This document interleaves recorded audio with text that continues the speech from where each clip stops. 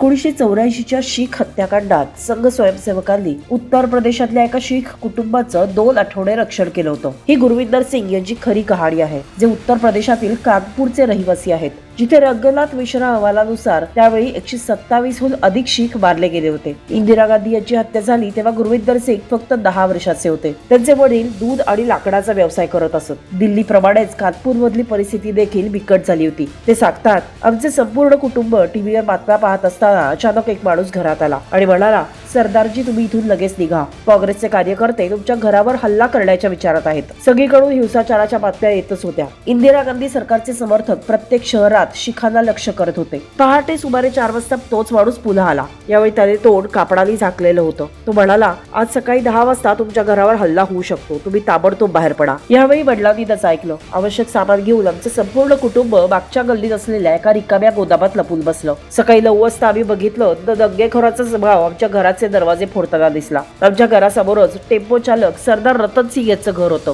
जमावाने त्याला टायर मध्ये घालून जिवंत जाळलं होतं। त्यांच्या किंकाळ्या आजही माझ्या कानात घुमतात। संध्याकाळी खाकी रंगाची पॅन्ट घातलेले काही लोक हातात काठ्या घेऊन गल्लीत फिरत होते। ते शीख कुटुंबाला मदत करत होते। मी वडिलांना विचारलं, हे कोणते पोलीस आहेत? तेव्हा वडील म्हणाले, हे पोलीस नाही, हे राष्ट्रीय स्वयंसेवक संघाचे लोक आहेत। मला ते दिवस आजही आठवतात। संघाच्या स्वयंसेवकांनी ते 10-12 दिवस आमचं रक्षण केलं होतं। तो काळ, ती माणसं कधीही विसरता येणार नाहीत।